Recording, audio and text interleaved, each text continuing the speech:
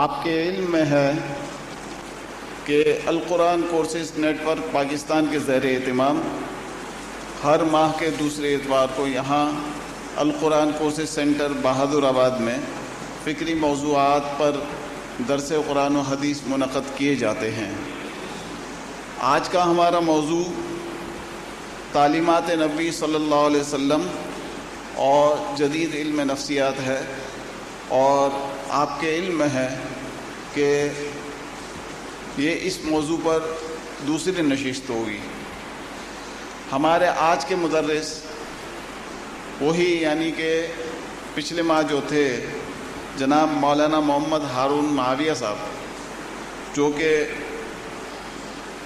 ممتاز محقق، مصنف اور مؤلف ہیں، تقریباً 60 دینی کتب کے مؤلف و مصنف ہیں، اور الحمدللہ ان کی طرف سے دینی موضوعات پر تحقیق و تدقیق کا سلسلہ جاری و ساری ہے۔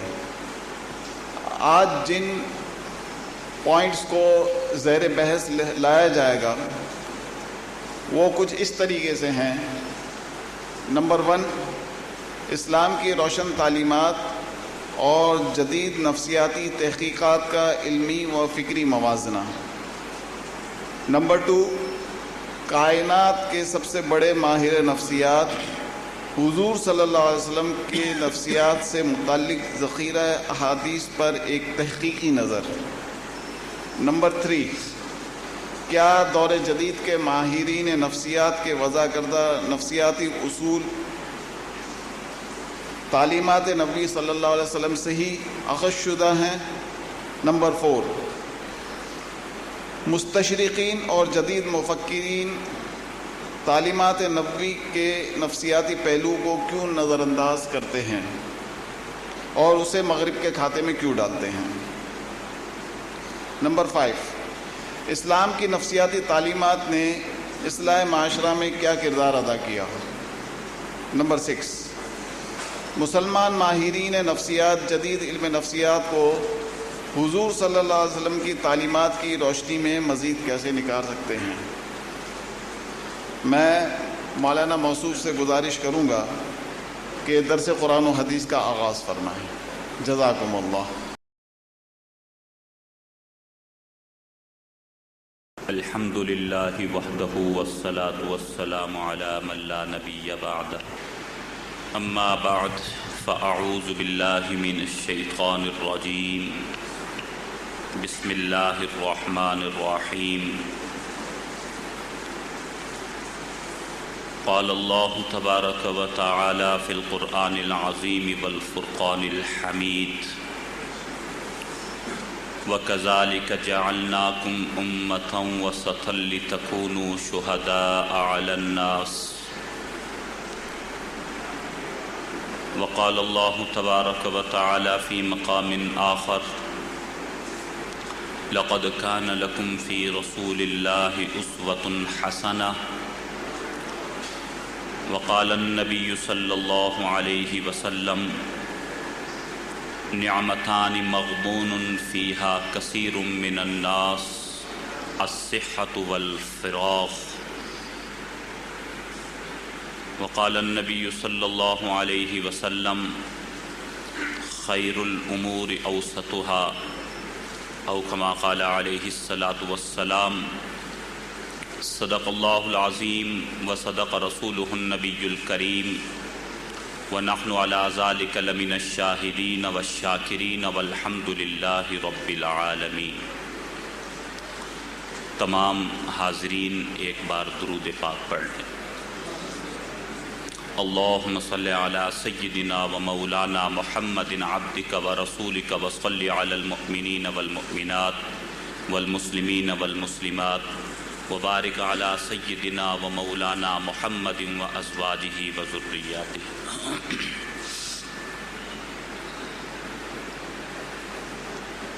انتہائی قابل احترام مسلمان بھائیوں، ساتھیوں، دوستوں اور سماعت فرمانے والی ماؤں اور بہنوں،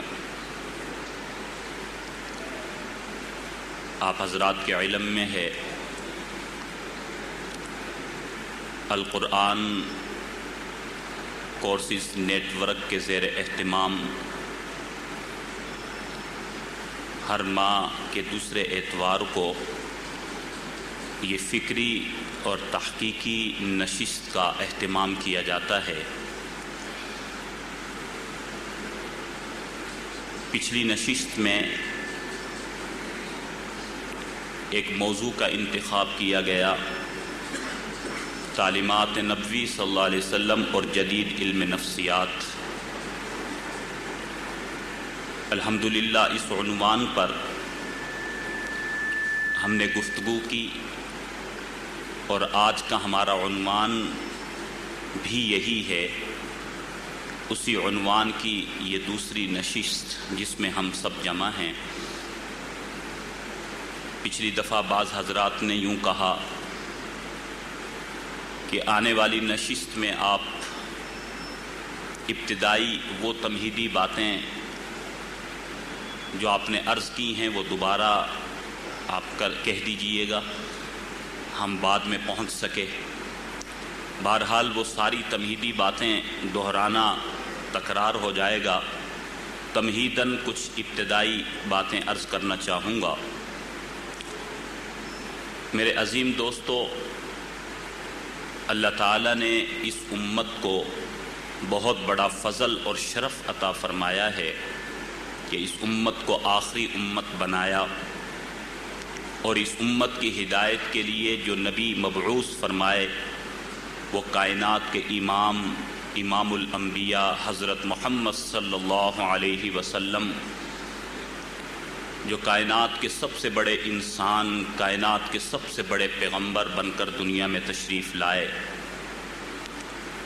اللہ تعالیٰ نے اس امت کی کامیابی کے لیے جو دین نازل فرمایا، جو کتاب نازل فرمائی، جو شریعت ہمیں ملی ہے،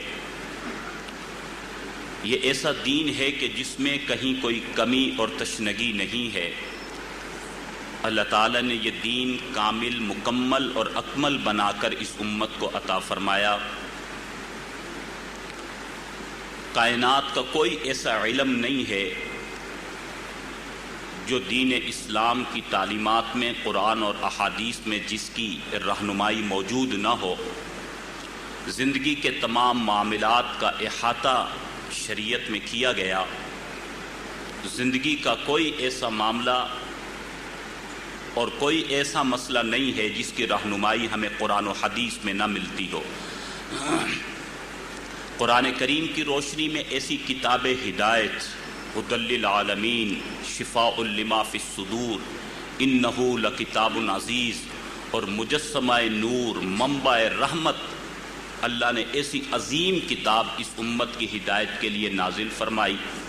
سب سے آخر میں نازل ہونے والی یہ کتاب جو اللہ کی سب سے محبوب کتاب ہے اور عظیم کتاب ہے، جس کے اندر ساری کائنات کے علوم کا احاطہ کیا گیا اور ساری دنیا کے لیے رہنمائی جس قرآن میں موجود۔ یہ قرآن ایک وسیع سمندر ہے۔ اگر ہم اس قرآن کی حقانیت کو سمجھ لیں، اس قرآن کریم کی تعلیمات کو سمجھ لیں، تو ہمیں کبھی بھی مغرب کی طرف جانے کی ضرورت نہ پڑے، غیروں سے کچھ لینے کی ضرورت نہ پڑے۔ یہ کتنا عظیم سمندر ہے۔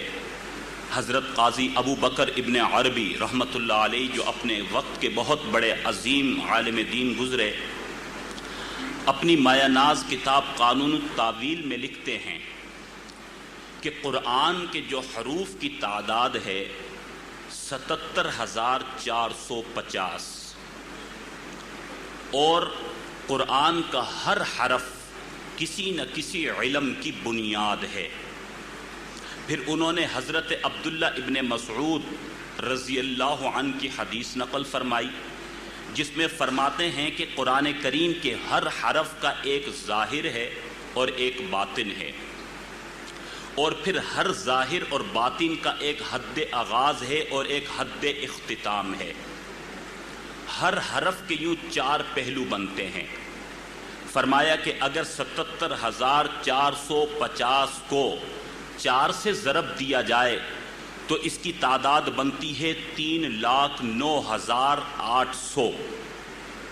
تو حضرت عبداللہ ابن مسعود رضی اللہ عنہ کی اس حدیث سے ثابت فرمایا حضرت قاضی ابو بکر ابن عربی رحمہ اللہ نے کہ قرآن کریم اتنا عظیم سمندر ہے کہ اس قرآن میں 3,09,800 علوم کی بنیاد ہے۔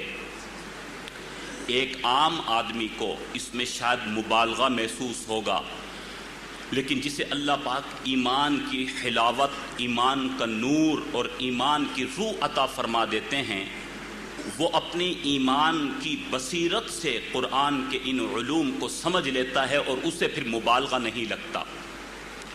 اور جو قرآن کریم کے اس سمندر میں غوطہ زن ہونے کی صلاحیت رکھتے ہیں اور وہ تحقیق کے شاہ سوار ہیں، وہ قرآن کریم کے اس سمندر میں اگر غوطہ زن ہوں تو ان کے سامنے علوم کا نہ ختم ہونے والا سلسلہ شروع ہو جائے۔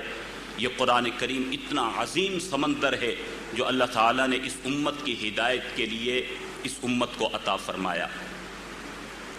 میرے مسلمان بھائیوں اور میری ماؤں اور بہنوں، اسلام ایک عظیم مذہب ہے۔ اس عظیم مذہب میں نہ صرف حقوق اللہ کا خیال رکھا گیا بلکہ حقوق اللہ سے بھی زیادہ حقوق العباد کا خیال رکھا گیا۔ عام طور پر اسلام پر اعتراض کرنے والے، اسلام کے خلاف پروپیگنڈا کرنے والے حقوق انسانی کے حوالے سے، حقوق العباد، انسانی حقوق کے حوالے سے اسلام پر اعتراض کرتے ہیں، جبکہ ہمارا یہ دعویٰ ہے کہ انسانی حقوق کا جتنا زیادہ خیال مذہب اسلام نے رکھا ہے، کسی اور مذہب میں اتنا خیال نہیں رکھا گیا۔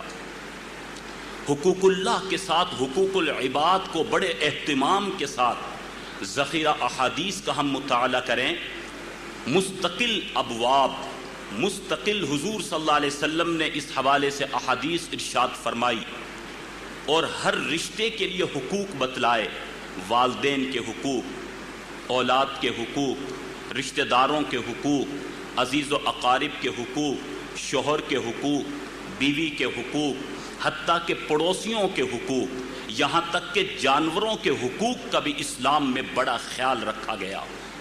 اسلام میں حقوق العباد کو بڑا اہتمام سے بیان کیا گیا۔ حضور پاک صلی اللہ علیہ وسلم کا جب وصال ہونے کا وقت ہے، آخری لمحات ہیں، محبوب اپنے حبیب کے پاس جانے کی تیاری میں ہیں۔ حضور صلی اللہ علیہ وسلم کے وہ آخری کلمات جو زبان سے ادا ہوئے وہ 2 کلمات تھے۔ پہلا لفظ، 2 میں سے پہلی بات حضور پاک جو آخری مرتبہ فرماتے رہے، دہراتے رہے اور بالآخر اللہ پاک نے اپنے پاس بلا لیا۔ وہ کیا الفاظ تھے؟ پہلا لفظ اسقالات، دوسرا لفظ وما ملکت ایمانکم۔ پہلا کلمہ اسقالات، دوسرا کلمہ وما ملکت ایمانکم۔ میری امت کے لوگوں، اسقالات، نماز کا خیال رکھنا، بار بار ارشاد فرما رہے ہیں، میری امت کے لوگوں نماز کا خیال رکھنا، میری امت کے لوگوں نماز کا خیال رکھنا۔ وہ حالت ہے، تشریف لے جا رہے ہیں، اللہ پاک کے پاس جا رہے ہیں اور جاتے جاتے امت کو تلقین فرما رہے ہیں، میری امت کے لوگوں نماز کا خیال رکھنا۔ پھر فرمایا وما ملکت ایمانکم، میری امت کے لوگوں اپنے ماتحتوں کا خیال رکھنا۔ اندازہ کیجئے، حقوق اللہ کی تعلیم تو جاتے جاتے حقوق العباد کی بھی تعلیم دے کر جا رہے ہیں۔ حقوق اللہ کے لیے فرمایا تو حقوق العباد کو خالی نہیں چھوڑا۔ اسقالات، یہ نماز میرے نبی کی آنکھوں کی ٹھنڈک، میری امت کے لوگوں نماز نہ چھوڑنا۔ اندازہ کیجئے میرے بھائیوں، اس وقت نماز کا کیا حال ہے، اس فریضے کا ہم نے کیا حال کیا۔ بڑے افسوس اور درد کے ساتھ اس وقت امت مسلمہ میں مبالغے سے کہوں نا، صرف 5% وہ مسلمان جو نماز کی ادائیگی میں ہیں، 95% مسلمان نماز نہیں پڑھتے۔ ہمیں بڑی تکلیف اور بڑا درد ہے ہمارے نبی کی شان میں گستاخی ہوئی، اور ہمیں درد ہونا چاہیے، اس میں ہمیں احتجاج کرنا چاہیے، لیکن اپنی نبی صلی اللہ علیہ وسلم کی آنکھوں کی ٹھنڈک کو فراموش کر کے کیا ہم اپنے نبی کو تکلیف نہیں پہنچا رہے؟ بہرحال یہ موضوع ایک الگ ہے، لیکن بڑے درد کی بات ہے کہ اس وقت اللہ کے گھر ویران ہیں، اس درجے میں آباد نہیں جس درجے میں اللہ کے گھر آباد ہونے چاہیے تھے۔ ہمارے نبی جاتے جاتے فرما رہے میری امت کے لوگوں نماز کا خیال رکھنا، اور دوسری بات فرما رہے وما ملکت ایمانکم، میری امت کے لوگوں اپنے ماتحتوں کا خیال رکھنا۔ انسانی حقوق کا درس دیتے ہوئے جا رہے، اپنے پڑوسیوں کا خیال رکھنا، اپنے ملازمین کا خیال رکھنا، یہ حقوق العباد کا وہ عظیم درس ہے جو کائنات کے اندر شاید کو کسی اور انسان نے اتنا بڑا درس نہیں دیا ہوگا۔ جاتے ہوئے اور کسی بات کی فکر نہیں، کمزوروں کی فکر ہے، یتیموں کی فکر ہے، ماتحتوں کی فکر ہے، غلاموں کی فکر ہے، حقوق انسانی کی فکر ہے۔ میں نے عرض کیا اسلام میں حقوق اللہ سے بھی زیادہ حقوق العباد کا اہتمام کیا گیا، اور حقوق العباد کا معاملہ بڑا نازک ہے۔ میں اپنے اصل موضوع پر آنے سے پہلے حقوق العباد کے حوالے سے ہی ایک حدیث آپ کے سامنے رکھنا چاہوں گا، اور پھر انشاءاللہ بات کو بڑھائیں گے انشاءاللہ، اور احباب بھی تشریف لا رہے ہیں۔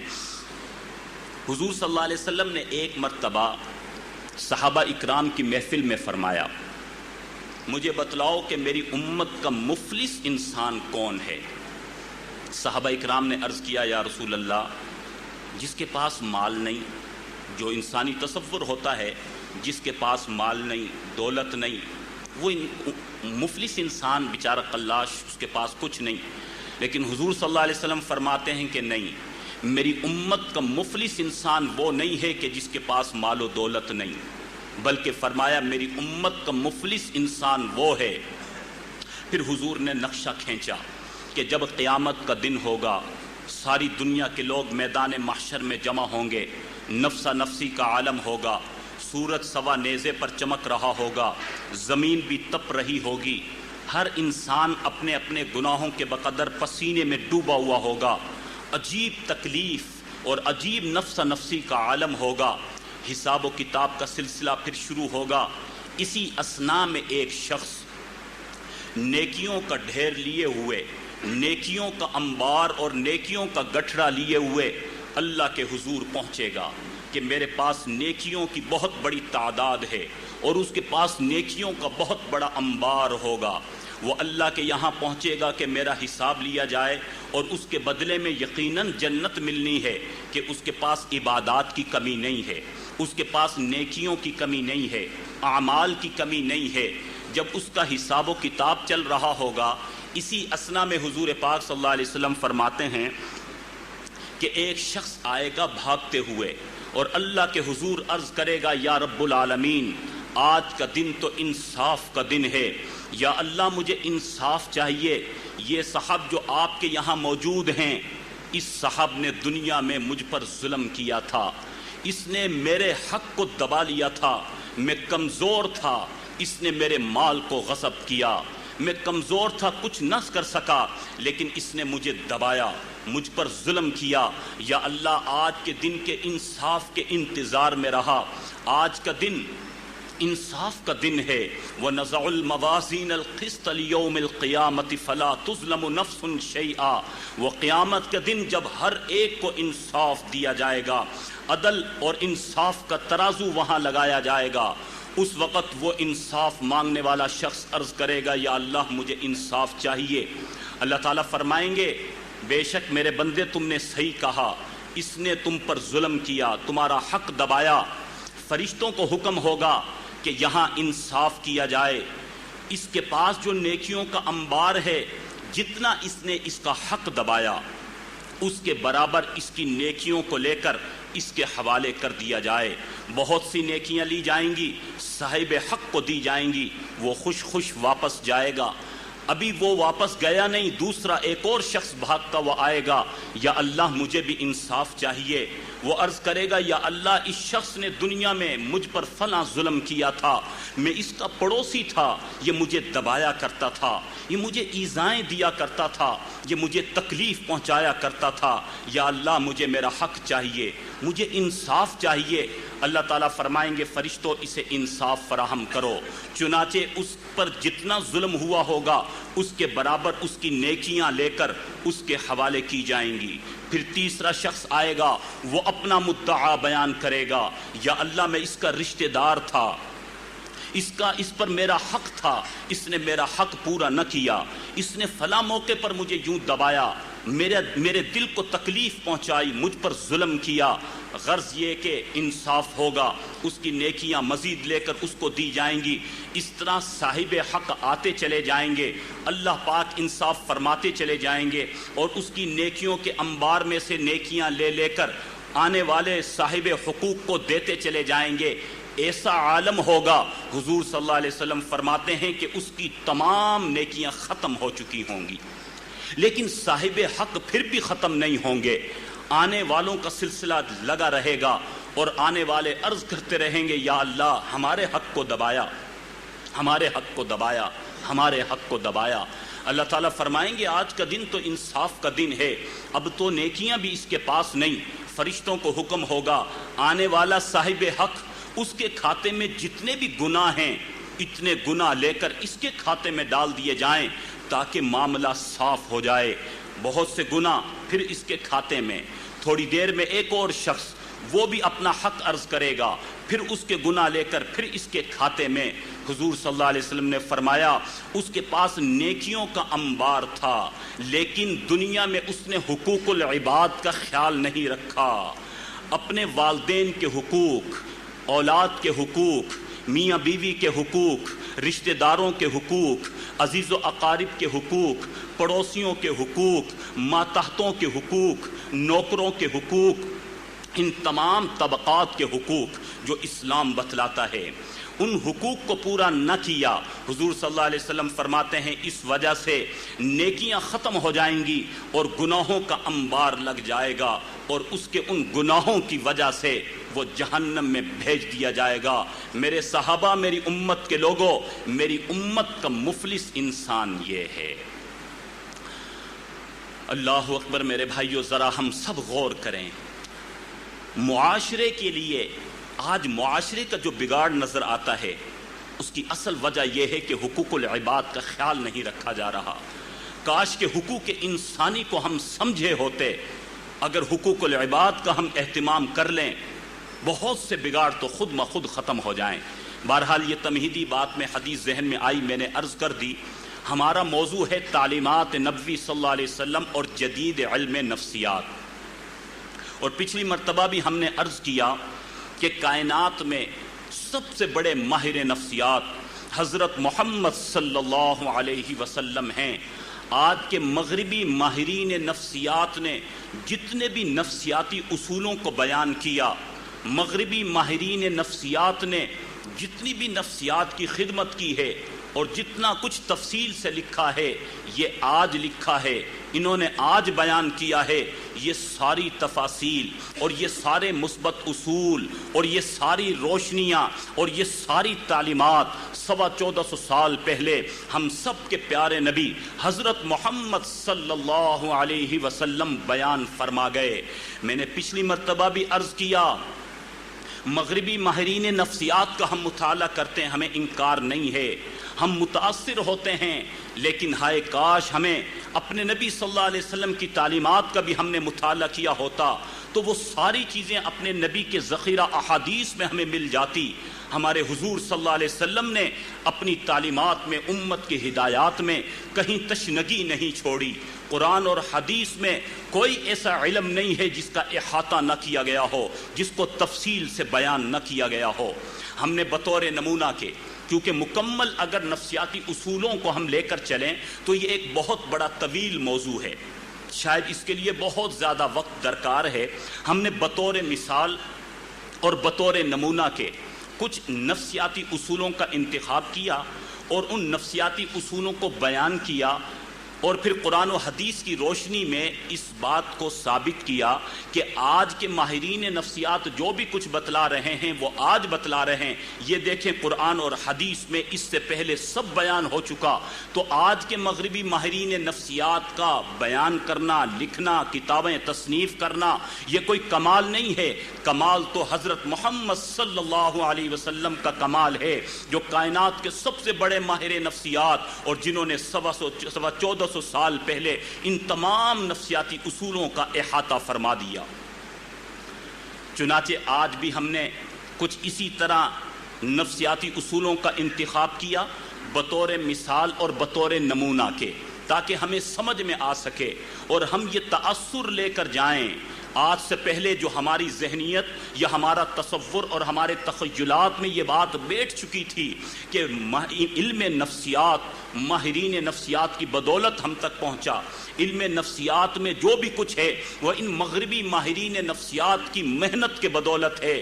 آج ہم اس بات کو اپنے ذہن میں بٹھا کر جائیں کہ حضور صلی اللہ علیہ وسلم کی ذخیرہ احادیث میں یہ تعلیمات موجود ہیں، ہمارے دل میں یہ بات بیٹھ جائے کہ حضور صلی اللہ علیہ وسلم کی تعلیمات کے علاوہ ہمیں کہیں اور جانے کی ضرورت نہیں۔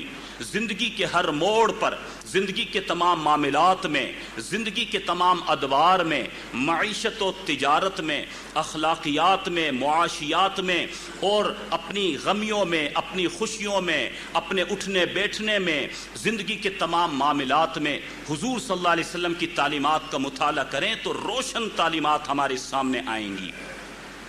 چنانچہ ایک نفسیاتی اصول جسے وقت کی قیمت کہا جاتا ہے، وقت کی قدر جسے کہا جاتا ہے، وقت کی اہمیت اور وقت کا مقام اور مرتبہ، آج کے ماہرین نفسیات اپنی کتابوں میں وقت کی اہمیت کے حوالے سے لکھتے ہیں اور وقت کا احساس دلاتے ہیں، وقت کے مقام اور مرتبے کو بتلاتے ہیں۔ چنانچہ لندن کے رہنے والے لارڈ چیسٹرفیلڈ لکھتے ہیں کہ میں تاکید کرتا ہوں کہ اپنے منٹوں کی حفاظت کر لو، گھنٹے از خود اپنی حفاظت کر لیں گے۔ اسی طرح ایک اور ماہر نفسیات جن کا نام جرہمی ٹیلر لکھا ہے، وہ لکھتے ہیں کہ اپنے تمام اوقات کو مفید اور عمدہ مشاغل میں گزارو، کیونکہ برائی بڑی آسانی سے اس روح میں اتر آتی ہے جو کسی بھی شغل سے، کام سے خالی ہو۔ اسی طرح کے مختلف اقوال بڑی تفصیل کے ساتھ ماہرین نفسیات بتلاتے ہیں اور وقت کی اہمیت کا احساس دلاتے ہیں۔ اور حقیقت ہے کہ وقت کی اگر اہمیت نہیں، جتنی بھی اقوام گزری ہیں انفرادی سطح پر یا اجتماعی سطح پر، قوموں کی ترقی کے اندر، قوموں کی کامیابی کے اندر وقت کی اہمیت کا بہت بڑا عمل دخل ہے۔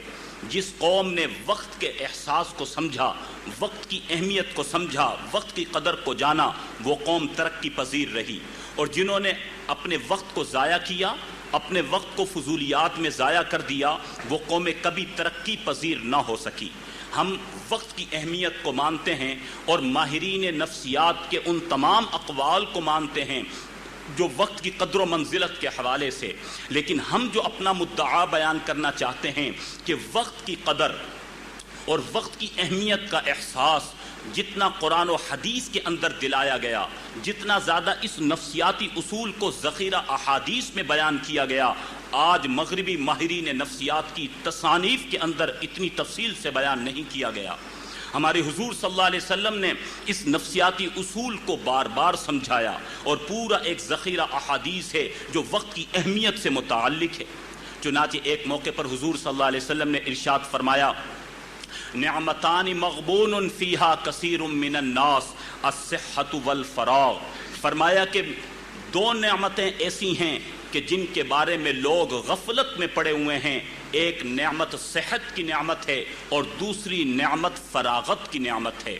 صحت آج اللہ پاک نے ہمیں عطا فرمائی اور ہم غفلت میں پڑے ہیں، دنیا داری میں لگے ہیں اور دنیا کی محبت میں مستغرق ہیں، اپنی صحت کی قدر کو نہ جانا، اور پھر جب بیماری آ گئی تو اس کے بعد پھر ہم پچھتاتے ہیں، جب صحت تھی تو بہت کچھ کر سکتے تھے، آنے والے کل کے لیے کر سکتے تھے، لیکن صحت چلی گئی، پھر پچھتانے سے کچھ نہیں ہوتا۔ حضور فرماتے ہیں اس صحت کے بارے میں بہت سے لوگ غفلت میں ہیں۔ اور دوسری چیز فرمایا فراغت۔ آج اللہ تعالیٰ نے فراغت عطا فرمائی ہے، لیکن اس فراغت کی قدر کو نہ جانا اور مصروفیات آنے سے پہلے فراغت کو غنیمت نہ جانا، اور ہم دیگر مشغولیات کے اندر، فضولیات کے اندر اپنے وقت کو ضائع کرتے رہے، بلا آخر وقت گزر گیا، فراغت چلی گئی، پھر اس کے بعد موقع نہیں آتا۔ تو حضور نے یہ تعلیم ارشاد فرمائی کہ اپنے وقت کو غنیمت جانو، وقت کے اہتمام، وقت کا اہتمام کرو، وقت کے مقام اور مرتبے کو سمجھو۔ اسی طرح ایک موقع پر حضور صلی اللہ علیہ وسلم ارشاد فرماتے ہیں کہ ہر روزانہ صبح کو جب آفتاب طلوع ہوتا ہے، روزانہ جب آفتاب طلوع ہوتا ہے تو وہ اس وقت یہ اعلان کرتا ہے کہ آج اگر کوئی انسان بھلائی کر سکتا ہے تو کر لے، آج کے بعد میں کبھی واپس نہیں لوٹوں گا، آج کے بعد میں چلا گیا تو واپس نہیں آؤں گا۔ ایک ایک منٹ ہمیں یہ پکارتا ہے، مجھے کام میں لے لو، میں چلا گیا تو واپس نہیں آؤں گا۔ یہ وقت گزر جاتا ہے تو واپس نہیں آتا۔ حضور صلی اللہ علیہ وسلم کی حدیث ہے، فرمایا من حسن اسلام المرء ترکہ ما لا یعنیہ، کہ انسان کے اسلام کا حسن یہ ہے کہ وہ لا یعنی کو ترک کر دے۔ آج فضولیات اور لا یعنی چیزوں میں ہمارا وقت کتنا برباد ہوتا چلا گیا۔ پھر ہمیں شکوہ ہے کہ ہماری شخصیت مستحکم نہیں، ہماری شخصیت کی تعمیر نہیں، ہماری زندگیوں کی بے سکونیاں ختم نہیں ہوتی، پریشانیاں ختم نہیں ہوتی۔ اس کی وجہ یہ ہے کہ ہم نے اپنے قیمتی وقت کو لا یعنی میں لگا رکھا ہے، فضولیات میں لگا رکھا ہے۔ آج لمحات کی قدر نہ کرنے کی وجہ سے منٹوں کا ضائع کرنا آسان ہو گیا، اور منٹوں کی قدر نہ کرنے کی وجہ سے گھنٹوں کا ضائع کرنا آسان ہو گیا، اور گھنٹوں کی قدر نہ کرنے کی وجہ سے دنوں کا ضائع کرنا آسان ہو گیا، اور دنوں کی قدر نہ کرنے کی وجہ سے ہفتوں کا ضائع کرنا آسان ہو گیا، اور ہفتوں کی قدر نہ کرنے کی وجہ سے مہینوں کا ضائع کرنا آسان ہو گیا، اور مہینوں کی قدر نہ کرنے کی وجہ سے سالوں کا ضائع کرنا آسان ہو گیا۔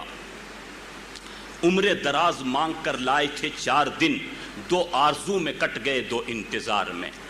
میرے بھائیو، اس وقت کی قدر کو سمجھیں۔ ہم اگر اپنی نفسیاتی تربیت کرنی ہے تو حضور صلی اللہ علیہ وسلم کی بتلائی ہوئی ان تعلیمات پر عمل کریں، وقت کی قدر و منزلت کو سمجھیں اور وقت کے مقام کو سمجھیں۔ یہ وقت فرمایا کہ اس برف کی مانند ہے، اگر اس برف کو کام میں لے لیا تو ٹھیک، ورنہ بلا آخر پگھلتے پگھلتے برف ختم ہو جاتا ہے۔ اگر وقت کو ہم نے کام میں لے لیا ٹھیک، نہیں تو یہ وقت ختم ہو جاتا ہے۔ اپنے ہاتھ میں ہم نے ریت رکھا ہے، جب تک مٹھی بند ہے تو ٹھیک ہے، مٹھی کھول دی ہے تو ریت بلا آخر ختم ہو جاتا ہے۔ بالکل اسی طرح اگر وقت کو اپنی مٹھی میں بند کر لیا اور اپنے کسی کام میں لائے تو ٹھیک ہے، ورنہ بلا آخر آہستہ آہستہ وقت ختم ہو جاتا ہے۔ کسی شاعر نے بڑے عجیب انداز میں وقت کا اعلان کیا۔ وقت ایک صدا دیتا ہے، بزبان حال یہ وقت ہر انسان کو پکارتا ہے۔ میری سراحی سے قطرہ قطرہ نئے حوادث ٹپک رہے ہیں، میں اپنی تسبیح روز و شب کا شمار کرتا ہوں دانہ دانہ۔ ہر ایک سے آشنا ہوں لیکن جدا جدا رسم و راہ میری، کسی کا راکب کسی کا مرکب، کسی کو عبرت کا تازیانہ۔ تو نہ تھا اگر شریک محفل، قصور میرا ہے یا کہ تیرا، میرا طریقہ نہیں کہ رکھ لوں کسی کی خاطر میں شبانہ۔ یہ شاعرانہ تخیل کے اندر شاعر نے بہت بڑی بات کہی، وقت کے مقام کو سمجھایا اور وقت کی پکار کو دکھایا کہ وقت بزبان حال ہمیں کہہ رہا ہے کہ مجھے تھام لو، مجھے استعمال کر لو، مجھے قیمتی بنا لو، ورنہ گزر جاؤں گا تو ہاتھ نہیں آؤں گا۔ تو یہ وقت جو ایک نفسیاتی اصول ہے، وقت کی قدر و منزلت کرنے والے اپنی شخصیت کو مستحکم کر لیتے ہیں اور وہ ترقی کے زینوں کو عبور کرتے ہوئے آگے بڑھتے چلے جاتے ہیں، اور جو لوگ انفرادی یا اجتماعی سطح پر وقت کو ضائع کرتے ہیں بلا آخر وہ تنزل کا شکار ہوتے ہیں۔ اس لیے حضور صلی اللہ علیہ وسلم کے بتلائے ہوئے اس نفسیاتی اصول کو ہم اپنے دل میں اتار لیں اور اپنے وقت کا احساس کریں اور وقت کو کبھی ضائع نہ جانے دیں۔ اسی طرح نفسیاتی اصولوں میں ایک اصول جسے ماہرین نفسیات نے اپنی کتابوں میں لکھا، جسے اعتدال اور میانہ روی کا نام دیا جاتا ہے۔ اعتدال، افراط و تفریط سے بچ کر درمیانی راستے کو اعتدال کہا جاتا ہے، میانہ روی کہا جاتا ہے۔ ماہرین نفسیات نے اعتدال کی تعلیم دی، میانہ روی کی تعلیم دی، اور ہم کہتے ہیں کہ جی ماشاءاللہ ماہرین نفسیات نے میانہ روی کا ایسا سبق دیا جو دل میں بیٹھتا ہے، اور واقعی یہ معاشرے کی اصلاح کے لیے بہت کارآمد اصول ہے۔ ہم عرض کرنا چاہتے ہیں، آئیے ذرا ذخیرہ احادیث کا بھی مطالعہ کر لیں، آئیے ذرا قرآن کے سمندر میں بھی غوطہ زن ہو جائیں۔ ہم ماہرین نفسیات سے متاثر ہو گئے، اور آج متاثر ذرا قرآن کو پڑھیں، نبی کی احادیث کو پڑھیں۔ ہمارے نبی صلی اللہ علیہ وسلم کی تعلیمات کے اندر اس نفسیاتی اصول کو بیان کیا گیا، اعتدال اور میانہ روی کے بارے میں بتلایا گیا۔ چنانچہ قرآن کریم کے اندر جو اس امت کی پہچان بتلائی گئی، جو اس امت کا تعارف کروایا گیا، ارشاد باری تعالیٰ ہے وَكَذَلِكَ جَعَلْنَاكُمْ أُمَّةً وَسَطًا لِتَكُونُوا شُهَدَاءَ عَلَى النَّاسِ۔ ہم نے اس امت کو امت معتدل بنایا، امت وسط بنایا۔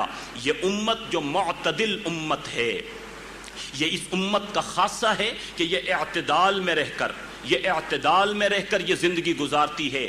آج میرے مسلمان بھائیوں، مغرب نے ہمیں انتہا پسندی کا جو طعنہ دیا ہے، اس کی وجہ یہ ہے کہ ہم نے خود قرآن کی ان تعلیمات کو فراموش کیا، تو ہم پر غیروں نے یہ طعنے دیے ہمیں، اور ہم پر یہ لیبل لگائے کہ ہم انتہا پسند ہیں۔ ہم سے زیادہ کوئی معتدل اور اعتدال پسند اور میانہ روی پر چلنے والا کوئی نہیں ہوگا کہ ہم قرآن و حدیث کے ماننے والے، لیکن قرآن و حدیث پر کما حق عمل نہ ہونے کی وجہ سے آج غیر کو اتنی بڑی جرت ہوتی ہے۔ تو اس امت کی یہ پہچان بتلائی گئی کہ یہ امت معتدل ہے۔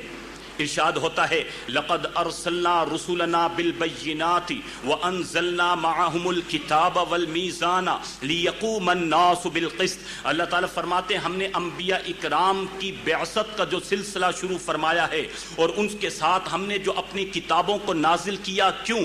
انبیاء اکرام کی بعثت کا مقصد، آسمانی کتابوں کے نازل کرنے کا مقصد فرمایا لیقوم الناس بالقسط، تاکہ لوگوں کو قسط یعنی اعتدال کی تعلیم دی جائے۔ تو معلوم ہوا کہ انبیاء علیہ السلام کے مبعوث کرنے میں یہ حکمت ہے کہ لوگوں کی اخلاقی اور عملی اور روحانی اعتبار سے اور معاشرتی اعتبار سے ان کی تربیت کی جائے کہ جس میں اعتدال ہو، جس کے اندر میانہ روی ہو، کیونکہ قوموں کی صحت مندی اور تندرستی اعتدال کے اندر ہے۔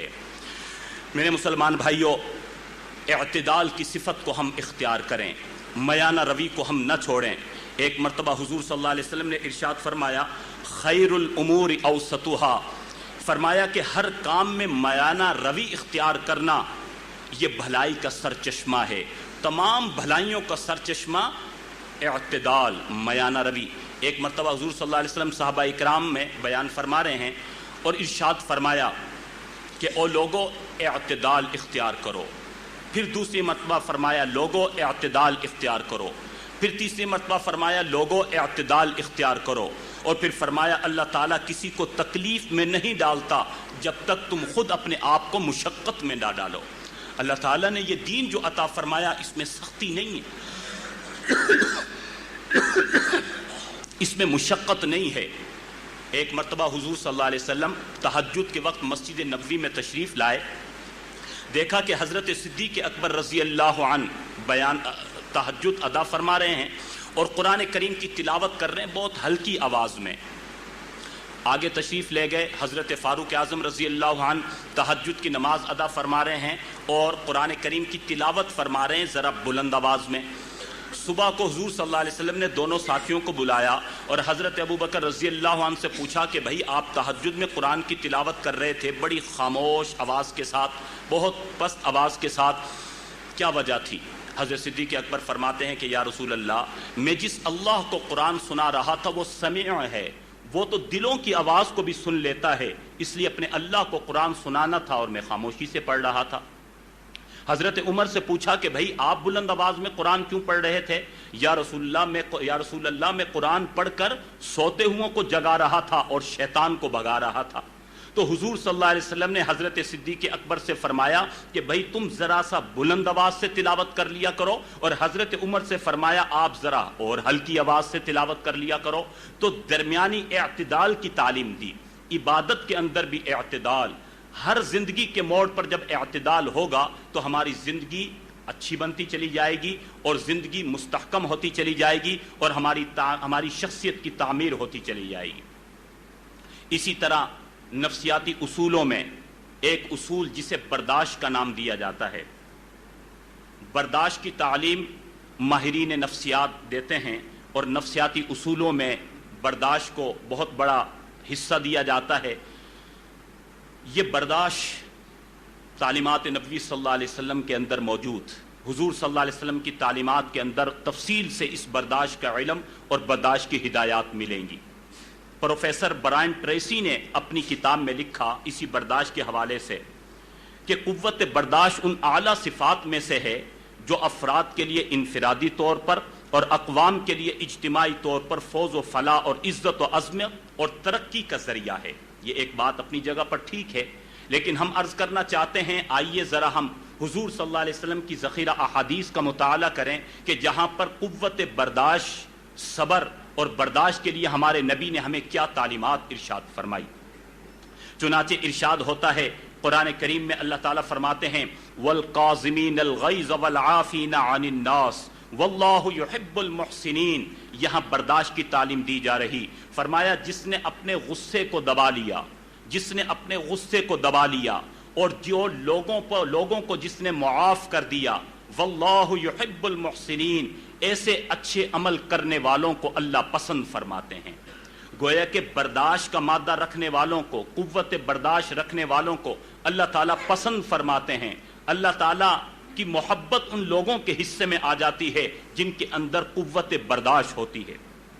ایک موقع پر حضور صلی اللہ علیہ وسلم نے فرمایا کہ پہلوان وہ نہیں جو دوسرے پہلوان کو پچھاڑ دے، بلکہ پہلوان وہ ہے جو اپنے غصے کو دبا لے، جس کے اندر قوت برداشت ہے، وہ حضور صلی اللہ علیہ وسلم نے فرمایا کہ اصل پہلوان ہے۔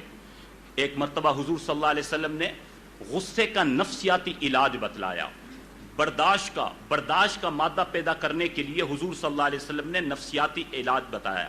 چنانچہ ارشاد فرماتے ہیں، مسند احمد میں یہ روایت ہے کہ اذا غضب احدکم فلیسکت، فرمایا تم میں سے جب کسی کو غصہ آ جائے تو اسے چاہیے وہ خاموشی اختیار کر لے۔ یہ ایک نفسیاتی اصول ہے، کیونکہ غصے کی حالت میں جب انسان کوئی بات کرتا ہے تو زبان سے ایسے کلمات نکل جاتے ہیں جو مزید فساد کا سبب بنتے ہیں۔ تو حضور نے قوت برداشت کے لیے یہ نفسیاتی سبق دیا، نفسیاتی علاج بتلایا کہ اذا غضب احدکم فلیسکت، تم میں سے جب کسی کو غصہ آئے تو وہ خاموشی اختیار کر لے۔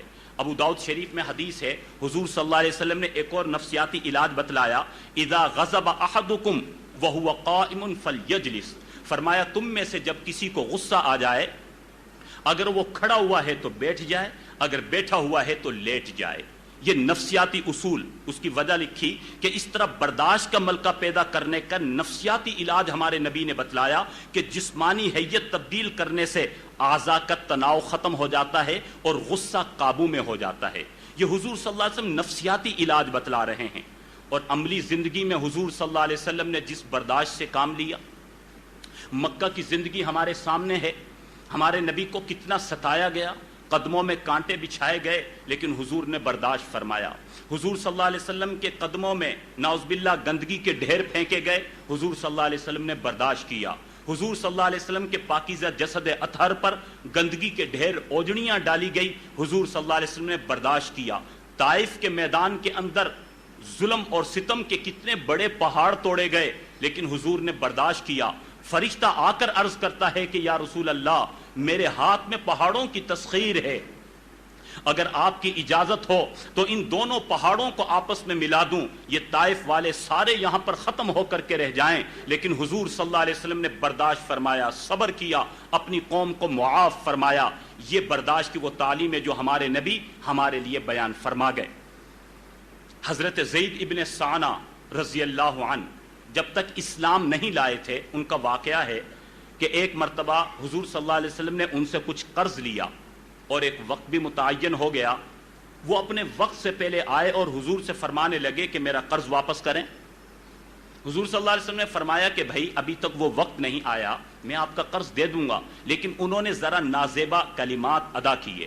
حضرت عمر تشریف فرما تھے، جلال میں آ گئے، ہمارے نبی کے لیے تم کیسے ایسے الفاظ استعمال کرتے ہو، غصے میں آئے۔ لیکن حضور صلی اللہ علیہ وسلم نے برداشت فرمایا اور کہا کہ اے عمر ایسا نہ کرو، تمہیں مجھے کہنا چاہیے کہ میں ان کا قرض ادا کر دوں، جاؤ بھائی فلاں جگہ سے تم اتنا ان کا قرض، ان کے لیے اتنا مال لو اور ان کا قرض ان کو واپس کر دو۔ حضور صلی اللہ علیہ وسلم نے خود بھی برداشت فرمایا اور اپنی امت کو بھی برداشت کی تعلیم ارشاد فرمائی۔ حضرت علی رضی اللہ عنہ کا بڑا عجیب واقعہ ہے۔ ایک مرتبہ کفار سے جنگ ہو رہی ہے، حضرت علی رضی اللہ عنہ ایک کافر کے سینے پر چڑھ کر بیٹھ گئے۔ جنگ ہے، قریب ہے کہ اس کا سر قلم کر دیں اور اس تن سے جدا کر دیں۔ اسی حالت میں کافر جو نیچے ہے، حضرت علی کی تلوار اوپر ہے اور موجود ہیں، اس کافر نے عجیب گستاخی کی، حضرت علی رضی اللہ عنہ کے چہرے پر نعوذ باللہ تھوک دیا۔ اب تو غصہ بڑھ جانا چاہیے، لیکن یہ حضور کی تربیت دیکھیے، حضور نے اپنے صحابہ کی کیسی نفسیاتی تربیت فرمائی، کیسی برداشت کا مادہ ان صحابہ اکرام میں پیدا فرمایا۔ جیسے ہی تھوکا، غصہ بڑھنا چاہیے تھا، لیکن حضرت علی اس کو چھوڑ کر ایک طرف کھڑے ہو گئے۔ وہ حیران کافر کہ آپ نے یہ کیا کیا، آپ کے میں قابو میں تھا، آپ نے مجھے قتل کرنا تھا، میں نے گستاخی کی، مزید آپ کو اور غصے سے مجھے قتل کرنا چاہیے تھا۔ لیکن حضرت علی نے برداشت فرمایا اور اگلی بات ارشاد فرمائی کہ ہم ان اخلاقیات کا نام ہے، اور اسلام اگر یہ پاکیزہ تعلیمات دیتا ہے، وہ کلمہ اس نے پڑھا اور مسلمان ہو گیا۔ میرے بھائیو، یہ قوت برداشت ایک اعلیٰ صفت ہے، یہ ایک عظیم نفسیاتی اصول ہے، اور حضور صلی اللہ علیہ وسلم نے ایک اور نفسیاتی پہلو ارشاد فرمایا، الصبر عند صدمۃ الاولی، فرمایا کہ بھئی جو صبر اور برداشت ہو، وہ جب بھی کوئی صدمہ اور پریشانی آئے تو اس کے اول وقت کے اندر جو صبر ہوتا ہے وہ اصل صبر ہوتا ہے۔ وقت گزرنے کے بعد تو چار رونا چار اسے صبر کرنا ہی ہے، انسان کو برداشت کرنا ہی پڑتا ہے۔ اول درجے میں ہمیں کسی نے تکلیف پہنچائی، اسی وقت ہم برداشت کریں اور معاف کر دیں۔ ہم اپنی پوری طاقت لگائیں اور اپنا بدلہ لینا چاہیں، نہ لے سکیں اور اس کے بعد برداشت کریں، صبر کریں، تو یہ صبر کا کمال نہیں ہے۔ صبر کا کمال یہ ہے کہ ابتدائی درجے کے اندر ہی ہم برداشت کریں، صبر کریں اور اگلے کو معاف کر دیں۔ تو یہ برداشت کا جو نفسیاتی اصول ہے، میں نے یہ کچھ احادیث اور کچھ واقعات بیان کر کے عرض کرنا چاہا کہ یہ برداشت حضور صلی اللہ علیہ وسلم کی تعلیمات میں سب سے زیادہ یہ موجود ہے، اور حضور صلی اللہ علیہ وسلم کی ذخیرہ احادیث میں یہ تعلیمات اور ہدایات موجود ہیں۔ اسی طرح نفسیاتی اصولوں میں ایک اصول جسے ایفائے عہد کہا جاتا ہے، وعدے کا پورا کرنا، ایفائے عہد، اور ماہرین نفسیات اپنی کتابوں میں ایفائے عہد کے لیے لکھتے ہیں اور بیان کرتے ہیں، اور ایفائے عہد کے لیے قرآن و حدیث کے اندر بھی الحمدللہ بڑی تفصیل سے بیان کیا گیا۔ انہوں نے آج بیان کیا، ہمارے نبی صلی اللہ علیہ وسلم نے اس وقت بیان کر دیا، تو یہ کمال ان ماہرین نفسیات کا نہیں ہے، ہمارے نبی صلی اللہ علیہ وسلم کا کمال ہے۔ ارشاد باری تعالیٰ ہے، قرآن کریم میں حکم ہوا، وَأَوْفُوا بِالْعَهْدِ إِنَّ الْعَهْدَ كَانَ مَسْئُولًا، فرمایا اپنے عہد کو پورا کرو، اپنے وعدوں کو پورا کرو، قیامت کے دن تمہارے وعدوں کے بارے میں پوچھا جائے گا، قیامت کے دن تم سے سوال کیا جائے گا، جو تم نے وعدے کیے، جو تم نے عہد کیے وہ پورے کیے نہیں کیے۔ ایفائے عہد کی تعلیم قرآن میں موجود ہے، اور حضور صلی اللہ علیہ وسلم نے بھی اس بات کی تلقین فرمائی۔ ایک موقع پر ارشاد فرمایا، آیت المنافق الثلاث، منافقین کی 3 نشانیاں ہیں، اذا وعد اخلف، اذا حدث کذب، و اذا وعد اخلف، و اذا اؤتمن خان۔ پہلی نشانی منافق کی کہ جب وہ بات کرتا ہے تو جھوٹ بولتا ہے، نمبر 2 جب وہ وعدہ کرتا ہے تو وعدہ خلافی کرتا ہے، نمبر 3 جب اس کے پاس امانت رکھوائی جاتی ہے تو امانت میں خیانت کرتا ہے۔ یہ معاشرتی اصول، نفسیاتی اصول حضور صلی اللہ علیہ وسلم نے بڑے اہتمام سے بیان فرمائے کہ جو وعدے کو توڑے گا، ایفائے عہد نہیں کرے گا، حضور فرماتے وہ منافقین کی صف میں چلا جائے گا۔ اس حوالے سے حضور نے اتنی سختی فرمائی ہے کہ کبھی اپنے وعدے کی خلاف ورزی نہ کرو، اور حضور صلی اللہ علیہ وسلم خود وعدے کا بڑا پاس فرمایا کرتے تھے۔ حضرت عبداللہ ابن ابی حمزہ رضی اللہ عنہ مسلمان ہو گئے بعد میں، فرماتے ہیں کہ نبوت سے پہلے جب حضور کو نبوت نہیں ملی تھی، میرا حضور صلی اللہ علیہ وسلم سے ایک معاہدہ ہوا، اور میں نے عرض کیا کہ آپ تھوڑی دیر یہاں پر ٹھہریں، میں وہ چیز گھر سے لے کر آتا ہوں۔ میں نے ان سے ایک عہد کیا، اور حضور صلی اللہ علیہ وسلم نے مجھ سے وعدہ فرما لیا، ٹھیک ہے بھائی وہ چیز تم اپنے گھر سے لے آؤ، اور میں یہاں پر بیٹھ کر تمہارا انتظار کر رہا ہوں۔ وہ فرماتے میں اپنے گھر پر چلا گیا، ہمارے نبی نے ہم سے وعدہ کیا اور میں وہاں چلا گیا۔ جانے کے بعد میں بھول گیا کہ میں نے کوئی معاہدہ بھی کیا ہے اور میں نے کوئی چیز پہنچانی ہے، اور وہاں پر حضور انتظار فرما رہے ہیں کہ وعدہ کر چکے ہیں۔ فرماتے 3 دن تک مجھے یاد نہ آیا۔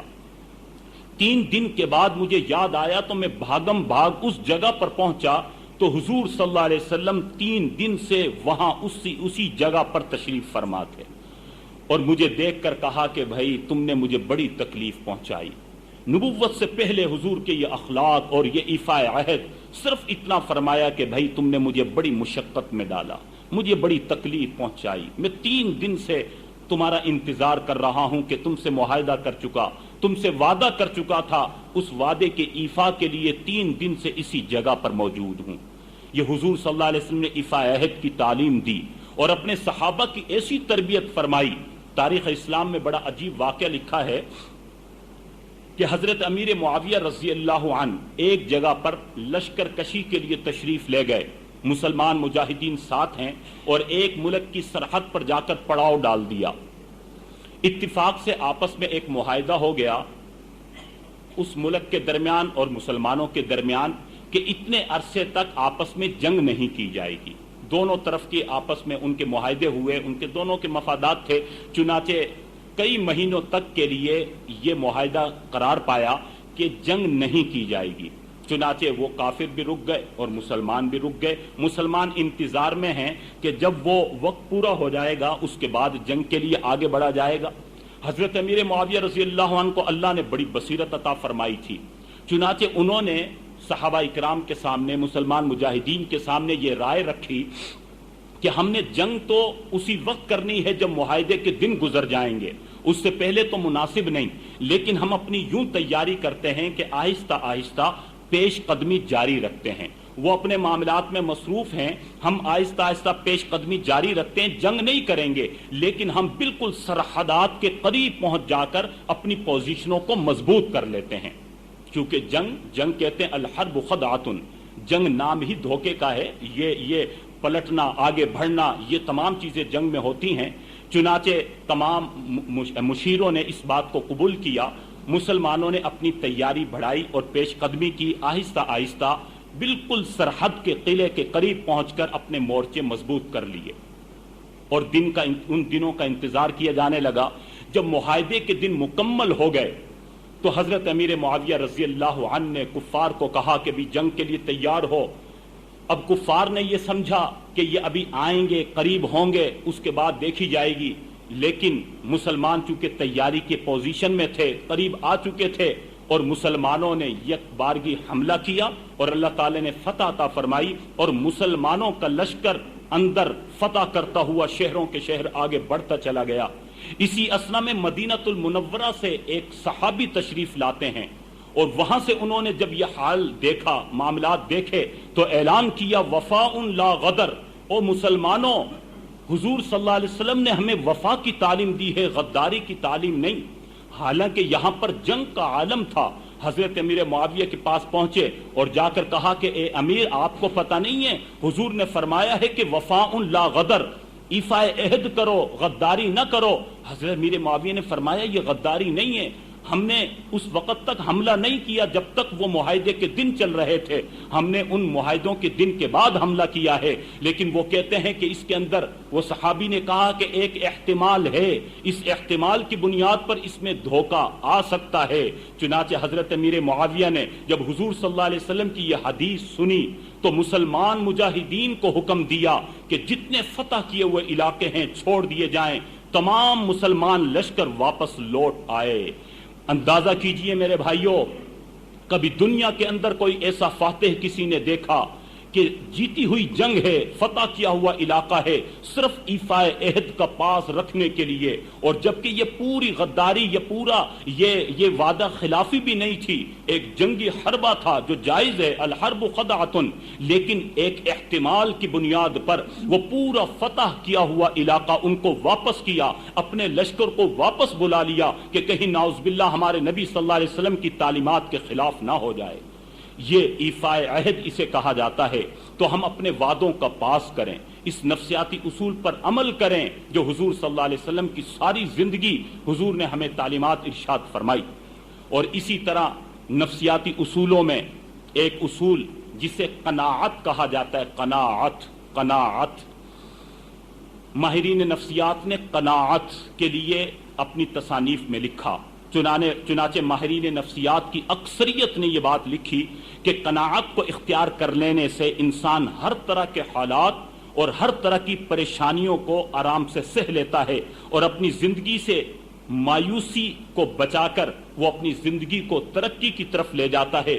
اس طرح کے مختلف اقوال مختلف ماہرین نفسیات نے قناعت سے متعلق کہے، لیکن حضور صلی اللہ علیہ وسلم کی تعلیمات کا اگر ہم مطالعہ کریں تو حضور کی تعلیمات کے اندر بھی قناعت کی تعلیم ملتی ہے، اور مختلف انداز کے اندر اس نفسیاتی اصول کو بیان کیا۔ چنانچہ حضور صلی اللہ علیہ وسلم ارشاد فرماتے ہیں، القناعت کنز لا یفنا، فرمایا میری امت کے لوگوں، قناعت ایسا خزانہ ہے جس کو کبھی فنا نہیں ہوتا، جس کو کبھی فنا نہیں ملتی۔ قناعت ایسا خزانہ ہے جو کبھی فنا نہیں ہوتا۔ دنیا کا ہر خزانہ بلا آخر فنا ہو جاتا ہے، لیکن جس کو اللہ نے قناعت کی دولت عطا فرما دی، یہ قناعت کا خزانہ کبھی فنا نہیں ہوتا، اور جس کی زندگی میں قناعت آ گئی اس کی زندگی پرسکون اور قابل اطمینان بن گئی۔ ایک موقع پر حضور صلی اللہ علیہ وسلم نے ارشاد فرمایا، بیہقی میں روایت ہے، حضرت علی روایت فرماتے ہیں، حضور صلی اللہ علیہ وسلم نے فرمایا کہ جو اللہ کی تھوڑی روزی پر راضی ہو جاتا ہے، اللہ کی طرف سے ملنے والے تھوڑے رزق پر راضی ہو جاتا ہے، اللہ تعالیٰ اس کے تھوڑے عمل پر راضی ہو جاتا ہے۔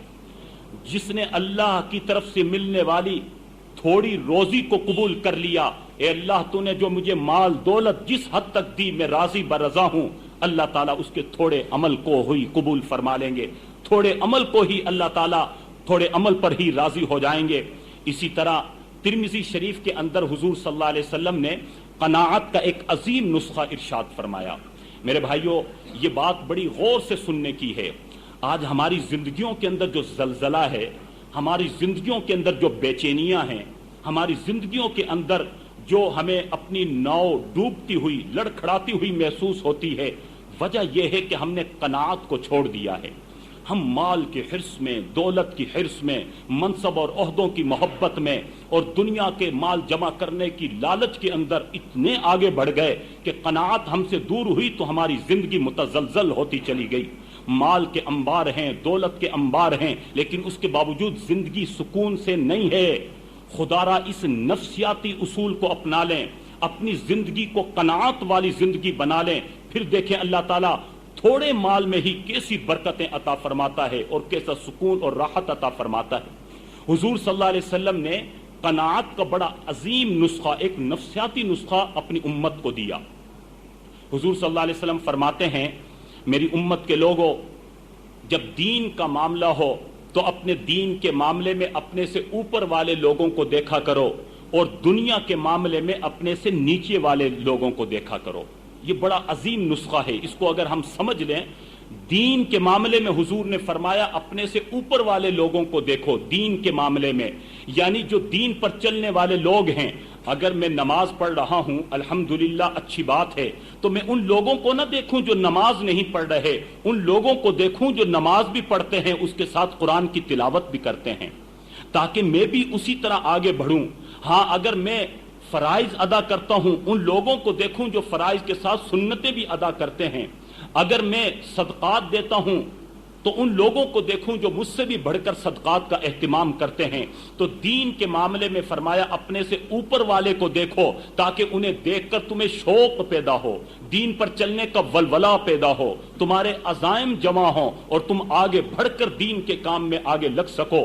اور فرمایا جب دنیا کا معاملہ ہو تو اپنے سے نیچے والے کو دیکھا کرو۔ اگر اللہ تعالیٰ تمہیں مہینے میں 10,000 روپے عطا فرماتے ہیں تمہارے خرچے کے لیے، تمہاری روزی 10,000 روپے، تو ان کو نہ دیکھو جن کو 20,000 روپے ملتے ہیں، ان کو دیکھو جسے مہینے کے اندر 5,000 بھی نہیں ملتے، تاکہ شکر کا جذبہ پیدا ہو۔ اگر اللہ تعالیٰ نے آپ کو 2 کمروں کی فلیٹ عطا فرما دی، 2 کمروں کا مکان عطا فرما دیا، تو ان لوگوں کو نہ دیکھو جن کے پاس بڑا بنگلہ ہے، ان لوگوں کو دیکھو جن کے پاس اپنا مکان بھی نہیں ہے۔ ان لوگوں کو دیکھو جو بیچارے جھونپڑیوں میں اپنا وقت گزار رہے ہیں۔ دنیا کے معاملے میں اپنے سے نیچے والے کو دیکھو، ان لوگوں کو نہ دیکھیں۔ ہماری اگر نوکری چھوٹی ہے تو ان کو نہ دیکھیں جن کا منصب ہم سے بڑا ہے، ان کو دیکھیں جو بیچارے بے روزگار پھر رہے ہیں۔ فرمایا جب دنیا کے معاملے میں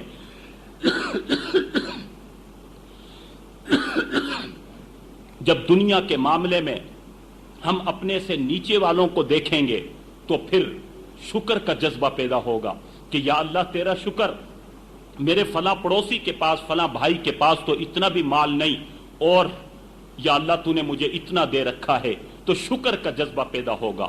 اور ایک حدیث میں حضور صلی اللہ علیہ وسلم ارشاد فرماتے ہیں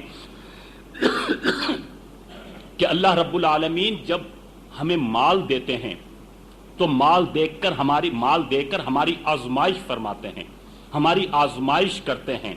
فرمایا کہ اگر اس آزمائش میں ہم پورا اتر جائیں، یعنی راضی برضا رہیں اور قناعت والی زندگی اختیار کر لیں، تو اللہ تعالیٰ اس روزی میں برکت پیدا فرما دیتے ہیں، اور اگر ہم قناعت اختیار نہ کریں، شکر نہ کریں، تو اللہ تعالیٰ روزی وسیع نہیں فرماتے۔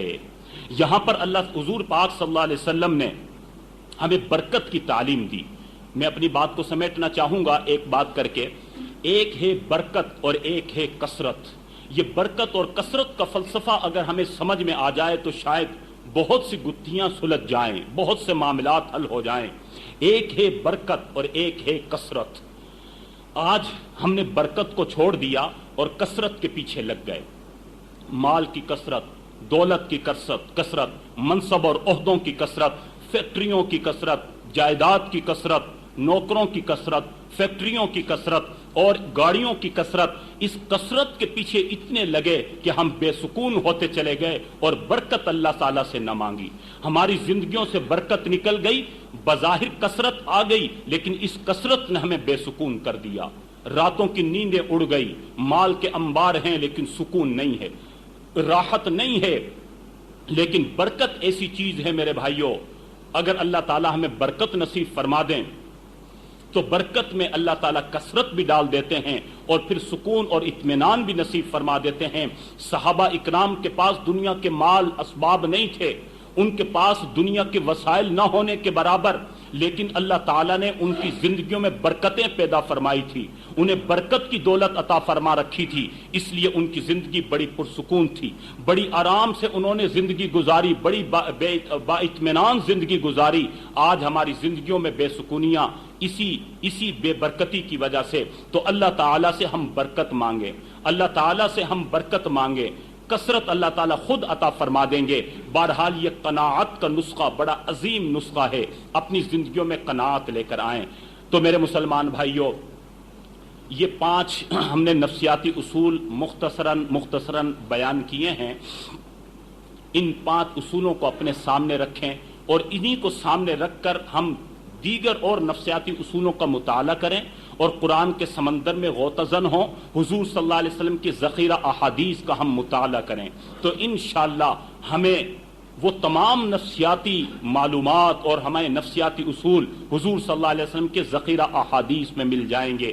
اس لیے ہم نے جو نکات رکھے تھے کہ تعلیمات نبی صلی اللہ علیہ وسلم اور جدید علم نفسیات، اس میں ہم نے موازنہ کرنا تھا کہ ماہرین نفسیات انہوں نے جو تحقیقات کی اور حضور صلی اللہ علیہ وسلم کی ذخیرہ احادیث میں جو کچھ موجود ہے، اس کا علمی اور فکری موازنہ، مکمل موازنہ ہونا شاید مشکل، لیکن ہم نے کچھ نمونے اور کچھ مثالیں عرض کی. اگر ان مثالوں کو سامنے رکھیں تو ہم یقیناً موازنہ اور اس کی یہاں مقابلہ کر سکتے ہیں اور اندازہ ہو سکتا ہے، اور حضور صلی اللہ علیہ وسلم کی ذخیرہ احادیث پر ہمارا ایمان بڑھ سکتا ہے. بہرحال یہ کچھ باتیں عرض کی گئی. میں نے محترم الطاف موتی صاحب سے بھی عرض کیا تھا. بہرحال کچھ دنوں سے بخار ہونے کی وجہ سے، کھانسی ہونے کی وجہ سے یہ کچھ باتیں بہرحال ٹوٹی پھوٹی عرض کی ہیں. اللہ رب العالمین ہمیں ان باتوں پر عمل کی توفیق نصیب فرمائے. زندگی باقی، ملاقات باقی. اللہ تعالیٰ جو کہا جو سنا ان باتوں پر چلنے کی توفیق نصیب فرمائے. وآخر دعوانا ان الحمدللہ رب العالمین.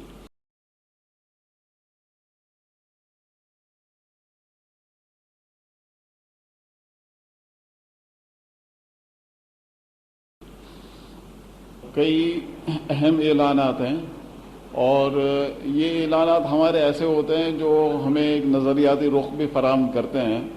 میری آپ حضرات اور خواتین سے گزارش رہے گی کہ اعلانات سن کر جایا کریں، اور کچھ 5 یا 10 منٹ اور مزید لگتے ہیں. یہاں بہت سی اہم باتیں ہوتی ہیں جو ہمیں آگے چل کر جو ہمیں کیا لائے عمل اپنی زندگی میں اختیار کرنا ہے، ہماری اجتماعی اور انفرادی زندگی کے حوالے سے ہمیں کیا عمل درآمد کرنا ہے، یہ ساری باتیں ہمیں پتہ چلتی ہیں. سب سے پہلا اعلان تو یہ ہے کہ اگلا ماہانہ درس قرآن و حدیث اتوار 11 نومبر کو یہیں القرآن کورسز سینٹر میں 11:30 بجے دن منعقد ہوگا. دوسرا، یہ ہر ماہ اعلان ہوتا ہے.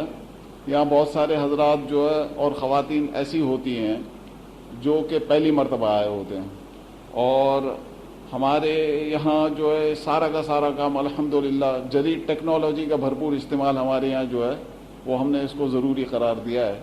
موبائل فونز کے ذریعے جو SMS کا سلسلہ ہے الحمدللہ وہ بڑا اہم کردار ادا کرتا ہے. تو جو حضرات اور خواتین ابھی تک اپنے موبائل نمبرز جو ہے وہ ہمارے یہاں درج نہیں کروا سکیں، وہ ضرور درج کروا دیں، تاکہ یہاں یہ لسٹ بھی گھوم رہی ہے، تاکہ اس کا فائدہ یہ ہوتا ہے کہ ہم اپنے یہاں رجسٹر کر لیتے ہیں، اور ہمارے جتنے بھی پروگرام ہوتے ہیں تعلیمی پروگرام، اس کے جو ہے پیغامات آپ کو SMS کے ذریعے جو ہے گائے بگائے بھیجتے رہتے ہیں جو بھی پروگرامز ہوتے ہیں. مولانا کا بھرپور تعارف پچھلی مرتبہ بھی ہوا تھا، میں اس مرتبہ پھر کرواتا چلوں. مولانا ماشاءاللہ جو ہے انہوں نے چھوٹی سی زندگی میں بڑے کام کیے ہیں. تقریباً جو ہے 60 قیمتی کتابوں کے مصنف ہیں. ان کی بکس جو ہے یہاں باہر اسٹال پر بھی ہم نے رکھی ہیں. میں کچھ بکس جو یہاں باہر اسٹال پر رکھی ہوئی ہیں وہ میں آپ کو بتا دیتا ہوں. بڑی اچھی قیمتی کتابیں ہیں ان کی، اور حقیقت یہ ہے کہ میں خود بڑا متاثر ہوا ہوں اس سے. ایک بک تو ان کی تعمیر معاشرہ کے عنوان سے ہے، ایک ہے خوشگوار زندگی کے 50 رہنما اصول، رسول اللہ صلی اللہ علیہ وسلم کی پیشین گوئیاں، مثالی نوجوان، اسلامی اخلاق کے رہنما اصول، حقوق العباد کی فکر کریں، اولاد کی اصلاح و تربیت، جنت اور جنت میں لے جانے والے اعمال، اصلاحی واقعات کا مجموعہ، پل صراط اور اس کے مختلف مراحل، والدین کے حقوق اور اولاد کی ذمہ داریاں، رسول اللہ صلی اللہ علیہ وسلم کے مثالی نوجوان، اولاد کے حقوق اور والدین کی ذمہ داریاں، عورت کی مثالی زندگی کے درخشاں پہلو، جہنم اور جہنم میں لے جانے والے اعمال، صحابہ اکرام رضی اللہ تعالیٰ عنہم کے مثالی اخلاق، ازدواجی زندگی کے رہنما اصول، مثالی عورت، مردوں کی مثالی زندگی کے درخشاں پہلو، گناہوں سے پاک کرنے والے اعمال. یہ بکس یہاں آج موجود ہیں، اور مولانا کی میں نے بتایا کہ جیسے 60 بکس ہیں، تو وہ ابھی انشاءاللہ تعالیٰ نیکسٹ ٹائم میں اور انشاءاللہ تعالیٰ اویلیبل کر دیں گے. آج کل ایک ایشو جو ہے بہت زیادہ چلا ہوا ہے، اور وہ ہے ملالہ کا ایشو. ملالہ کے ایشو کے حوالے سے جو ہے ہم ایک بات بالکل وثوق کے ساتھ یہ سمجھتے ہیں کہ میڈیا میں جس انداز میں اس مسئلے کو پروجیکٹ کیا گیا ہے تو اس سے یہ بات جو ہے بالکل اب ظاہر و باہر ہو گئی ہے کہ جو توہین رسالت والا جو ایشو تھا، توہین رسالت پر جو فلم تھی اور اس پر جو تحریک چل گئی تھی پورے ملک کے اندر اور پورے عالم اسلام کے اندر، تو اس سے جو ہے ہمارے یہاں کا جو مغرب زدہ طبقہ بین الاقوامی سطح پر جو ہے دین دشمن قوتیں خوفزدہ تھیں کہ یہ مسئلہ آگے چل کر کیا رخ اختیار کرے گا. اس لیے ہماری پکی ٹھکی رائے یہ ہے کہ اس کے لیے ملالہ کے ایشو کو جو ہے یہ پیدا کیا گیا ہے، اور اس میں ہمارے کچھ سوالات ہیں، کچھ باتیں ہمارے ذہن میں آتی ہیں. وہ یہ کہ چینلز کو USAID کے ذریعے ملالہ ایشو کو پروجیکٹ کرنے کے لیے کتنی رقم دی گئی ہے؟ کیا طالبان کی آڑ میں اسلام کو پتھر کے دور کا مذہب ثابت کرنے کی کوئی کوشش تو نہیں ہو رہی ہے؟ کیا ایسا تو نہیں کہ جن قوتوں نے ملالہ کو پروجیکٹ کیا انہوں نے ہی اسلام کو بدنام کرنے کے لیے اس پر حملہ کیا ہو؟ کیونکہ تحریک طالبان کے کئی گروپوں نے حملے کی ذمہ داری قبول کی ہے. وہ تو امریکہ پر بھی، اور امریکہ میں بھی کسی قسم کا کوئی حملہ ہوتا ہے تو اس کی ذمہ داری قبول کر لیتے ہیں. اور ہم یہ نہیں کہتے، ہم کہتے ہیں کہ ملالہ کے اوپر جس نے بھی حملہ کیا ہے وہ انتہائی قابل مذمت ہے، لیکن اس کی آڑ میں جو ہمیں مقاصد مغرب کے نظر آ رہے ہیں وہ بڑے خوفناک ہیں. اور ہم جو ہے اب اس بات کے لیے تیار ہو جائیں کہ توہین رسالت والی فلم جو ہے اس کو دبانے کی جو کوشش کی گئی ہے اس کو ہم اسی انداز میں جس طریقے سے پہلے لے کر چلے تھے اسی انداز میں اب بھی لے کر چلیں گے. اب توہین آمیز فلم کے حوالے سے بھی بعض ایسی چیزیں جو کہ ابھی تک نظروں سے اوجھل ہیں وہ ہمارے سامنے آ جانی چاہیے، جو کہ دراصل کرنے کا کام ہے. ایک تو یہ کہ ہمارے یہاں پروٹیسٹ ہوتے ہیں، ہمارے یہاں ریلیز نکالی جاتی ہیں، یہ ایک بڑی اچھی چیز ہے، پرامن ریلیز نکالی جائیں، پرامن پروٹیسٹ ہوں، لیکن اس کے ساتھ ساتھ کرنے کا کام جو ہے بین الاقوامی سطح پر سب سے پہلا کام تو یہ ہے. اور یہاں الحمدللہ سارے پڑھے لکھے لوگ بیٹھے ہوئے ہیں، وہ اپنے اپنے حلقوں میں بات جا کر چلائیں اور اس حوالے سے ہم اپنی کوشش کو آگے بڑھائیں. سب سے پہلے تو یہ کہ اقوام متحدہ اور OIC کی سطح پر کوئی قانون سازی ہونی چاہیے اس حوالے سے. نمبر 2، یہاں اگر کوئی وکلاء بیٹھے ہوئے ہوں تو وہ اس طرف متوجہ ہوں، امریکی و برطانوی قوانین کا ناموس انبیاء علیہم السلام بالخصوص حضرت عیسیٰ علیہ السلام کے حوالے سے جائزہ. نمبر 3، ان ممالک کی عدالتوں میں اس حوالے سے لڑے گئے مقدمات اور ان پر کیے گئے فیصلوں کا جائزہ. نمبر 4، یہ بڑی اہم چیز میں ابھی پڑھ کر سناتا ہوں آپ کو کہ YouTube گوگل کی ملکیت ہے.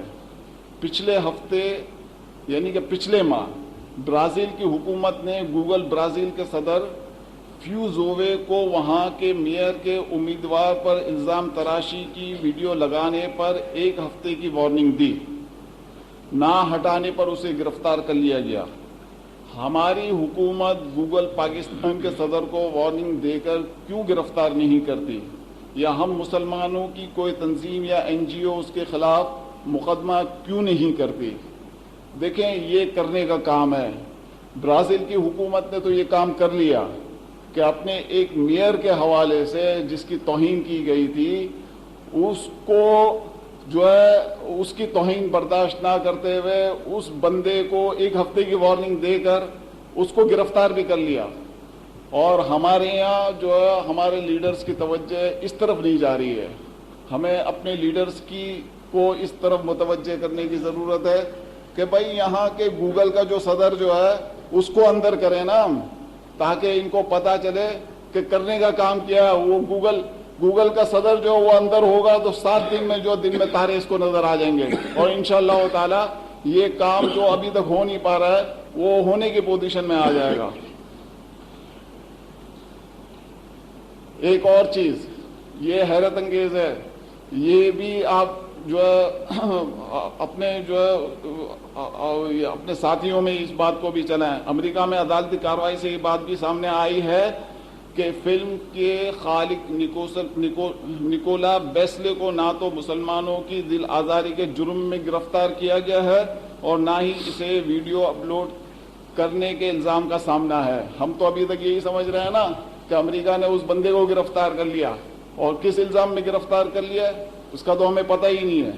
الزام کا سامنا ہے, بلکہ اس کے خلاف مقدمہ اپنی شناخت کے بارے میں جھوٹ بولنے کے الزام میں چلایا جا رہا ہے. اس نے اپنی شناخت چھپائی تھی. گستاخانہ فلم سامنے آنے کے بعد امریکی اخبار وال اسٹریٹ جرنل نے خبر دی تھی کہ فلم بنانے والا اسرائیلی نژاد یہودی سام بیسل ہے. تاہم امریکہ میں موجود بااثر یہودی لابی کے زبردست دباؤ پر اعلان کیا گیا کہ سام بیسل نامی شخص کا کوئی وجود ہی نہیں, اور فلم بنانے والا مصر کا قبطی عیسائی نکولا بیسلے ہے. تو مطلب امریکی ابھی بھی اس حوالے سے ہم سے کوئی ہمدردی نہیں ہے, مسلمانوں سے کوئی ہمدردی نہیں ہے. دراصل وہ ان لوگوں نے تو اپنے لاز جو ہے اس کو اس کے اوپر جو ہے لاگو کیا ہے اور اس کو جو ہے گرفتار کیا ہے کہ اس نے اپنی اصل شناخت چھپائی تھی. ایک اور چیز, ایک اہم چیز اس امر کو بھی اجاگر کرنے کی ضرورت ہے کہ اگر امریکی و برطانوی حکومتیں چند کروڑ یہودیوں کے لیے ہولوکاسٹ کے حوالے سے قانون سازی کر سکتی ہیں تو 1 ارب سے زائد مسلمانوں کے لیے کیوں نہیں؟ بڑے عقل پسند ہونے کا دعویٰ کرتے ہیں, بڑے تعلیم یافتہ ہونے کا دعویٰ کرتے ہیں یہ لوگ, لیکن جہاں مسلمانوں کے حقوق کا تعلق ہے اور اس کا مسئلہ آتا ہے تو ان کی ساری عقلیں زائل ہو جاتی ہیں اور کوئی ایکشن لینے کے لیے تیار نہیں ہوتے. ایک اور اہم چیز میں آپ کو بتاتا چلوں, جس طریقے سے یہ گوگل کے صدر والی بات ہے, اسی طریقے سے اور اس طریقے سے OIC والی بات ہے, اقوام متحدہ میں قانون سازی کی بات ہے, اس طریقے سے ایک اور اہم پہلو ہے جس کی طرف ہم مسلمانوں کو غور و خوض کرنے کی ضرورت ہے اور ہمارے لیڈرز کو اس طرف متوجہ کرنے کی ضرورت ہے. سعودی حکومت کی جانب سے آئندہ ہونے والی انٹرنیٹ گورننس کانفرنس کے موقع پر عالمی ٹیلی کمیونیکیشن فورم کو بھیجے جانے والی تحریری مطالبے میں کہا گیا ہے کہ انٹرنیٹ سینسرشپ میں نئے سرے سے تبدیلی کی ضرورت ہے تاکہ گستاخانہ فلم جیسے اقدامات کو روکا جا سکے. یہ بھی تو ایک اہم پہلو ہے نا بھائی. جو ہم جو ہے انٹرنیٹ جو گورن کرتے ہیں ان کے پیچھے اگر پڑ جائیں اور ان سے کہیں کہ بھائی آپ ایسا سینسرشپ کا قانون منظور کریں کہ جس سے ہم مسلمانوں کی, کروڑوں مسلمانوں کی دل آزاری نہ ہو. ہم کہتے ہیں کہ کیا حکومت پاکستان اور دیگر اسلامی ممالک بھی اس حوالے سے اپنا کردار ادا کریں گے تو کیس کو مضبوط کرنے میں کتنی مدد ملے گی. اگر ہم مسلمان ممالک جتنے بھی ہیں ان کو ہم پریشرائز کریں, ان کے سامنے یہ تجویز پیش کریں کہ سعودی عرب کی آپ تقلید کریں, اور سعودی عرب نے جس طریقے سے انٹرنیٹ کو گورن کرنے والے لوگوں کے سامنے یہ تجویز رکھی ہے, اسی طریقے سے پاکستان اور دیگر اسلامی ممالک بھی کمر بستہ ہو جائیں. تو اس حوالے سے اگر کوئی لا بن جاتا ہے تو انٹرنیٹ والے گوگل کو پریشرائز کریں گے, اور یقینی طور پر جتنی بھی جو ہے ویب سائٹس ہیں اور جتنی بھی ایسے سسٹمز ہیں جہاں ویڈیوز وغیرہ دکھائی جاتی ہیں تو یقینی طور پر ایسے سارے راستے بند ہو جائیں گے. اس حوالے سے